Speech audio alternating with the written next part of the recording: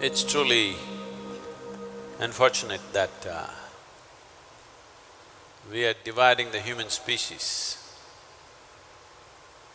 on gender bias.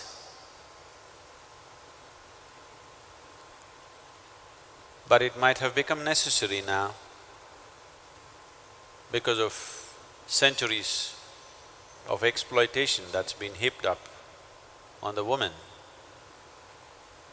in different societies, in different forms, because we created very exploitative societies.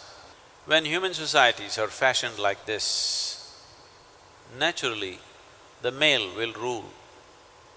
When strife is the way of the human society, naturally the male will rule, simply because of the physical prowess of the masculine.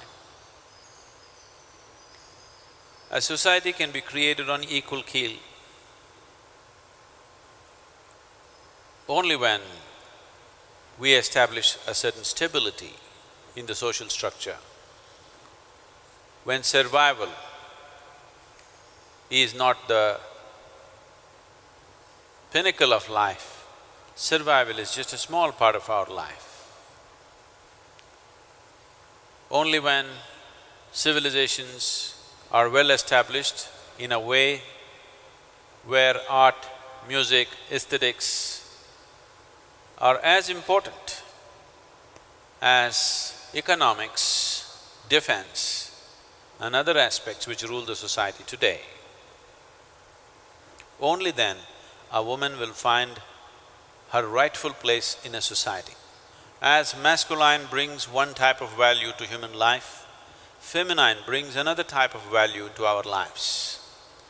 Unless we are able to see that both these values are equally important in our lives,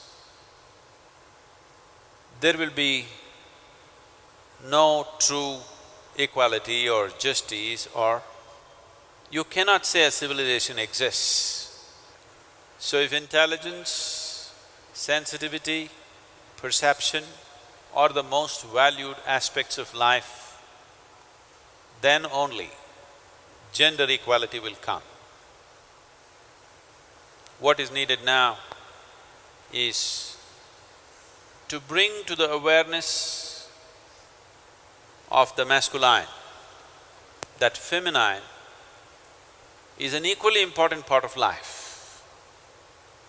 The media, education systems and other social setups must strive to do this, that our lives will not be beautiful just because we make so much money, just because we build this or that.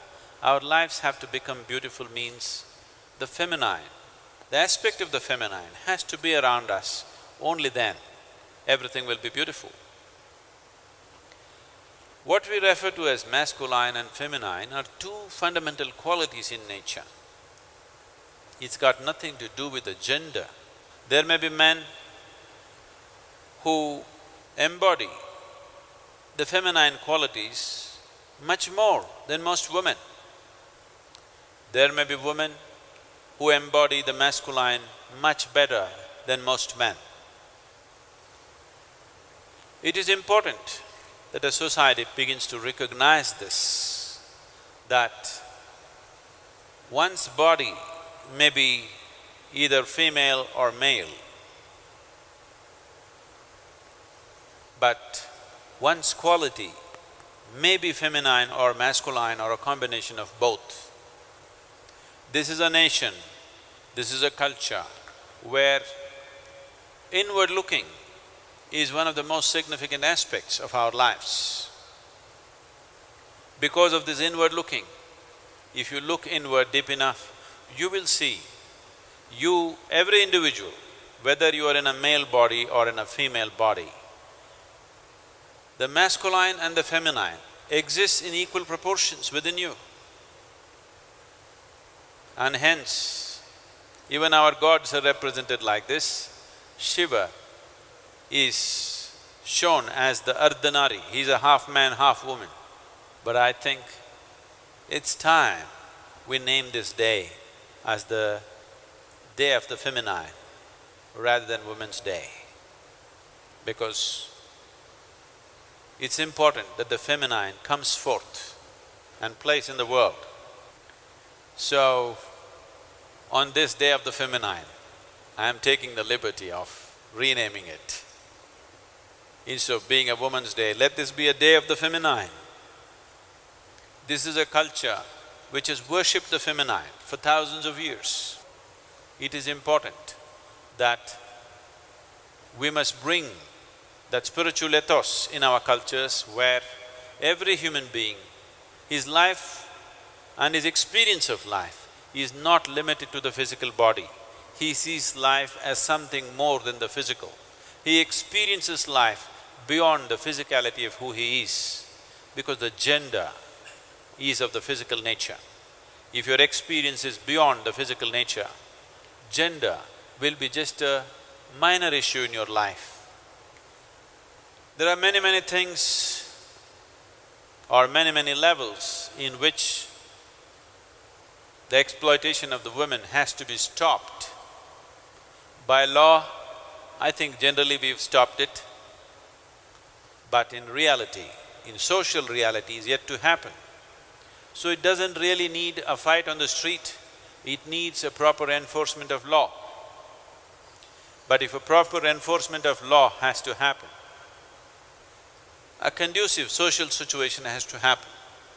And that conducive social situation is not going to happen unless there is widespread dissemination of knowledge in the form of education and the economic possibility.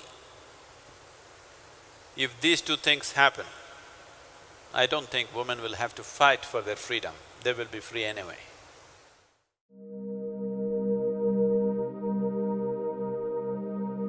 During the history, the people used to worship deities like feminine energy, and but at some point it started to shift to worship the masculine, not the feminine. So what happened? What was the shift and why? It all changed about 2000 years ago, forcefully, not by chance. You heard of over 6 million women burnt on stake in Europe over a period of some 200 years or so, little over 200 years. Over 6 million women were burnt as witches in Europe alone. Yeah. When they gain momentum, because these are all women who had some capability. Once they have some capability, people will gather around them. Once people gather around somebody and find solutions, you cannot organize your project. So, they gave them the most horrible punishment of being burnt alive so that this will go down. But still it lived for over 200 years, they had to kill a few million to put it down. So the feminine expressing anything, it's gone. Probably India and a few other Asian countries are the only countries where still feminine is under worship. Otherwise, if you look at the ancient temples in Europe, Arabia, everywhere, they're full of goddess temples. What is the significance of this? Is it just about gender business? No. It is about viewing life in a more balanced way, which is most important. It's not about man versus woman. It's about seeing life more holistically, not in a skewed way. It's a terrible history, last 1600 years. As far as women are concerned, last 1600 years have been one of the worst times in the history of humanity for women. Yes, believe me. I hope it gets better the coming year.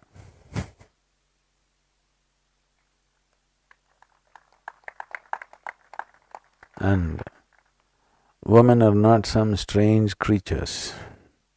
They are our mothers, wives, sisters, daughters. This is what they are. They are not some strange creatures.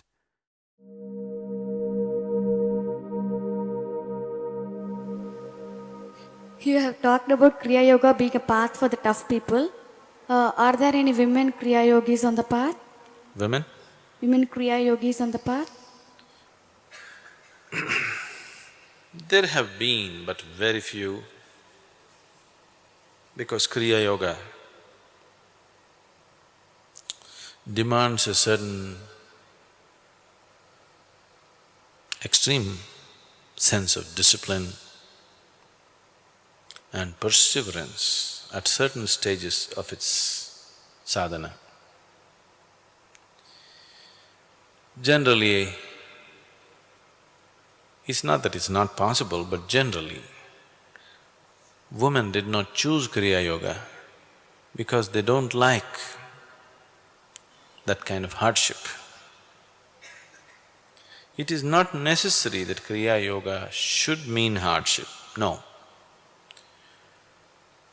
But biologically, a woman is slightly disadvantaged when it comes to Kriya Yoga.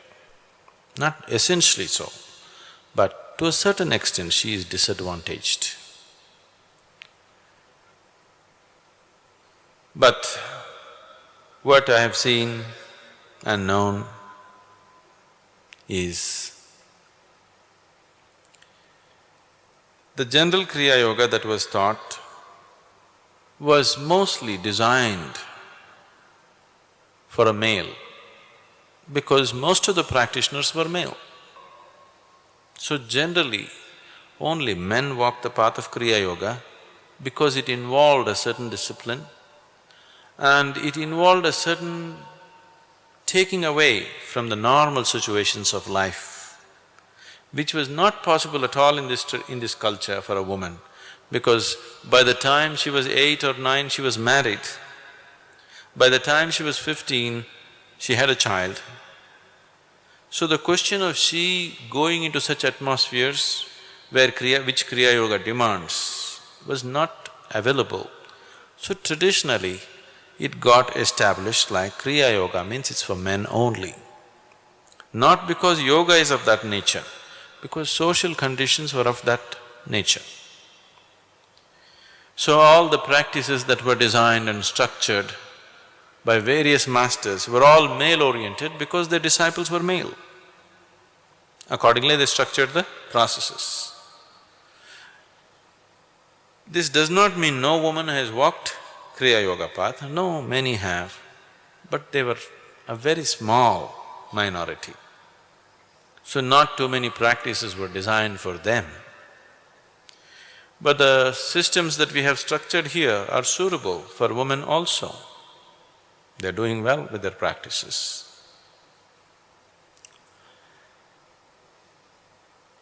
So can a woman walk Kriya Yoga? Yes, she can. But if she wants to walk Kriya as 100% path, she's slightly disadvantaged. She's come with a little handicap.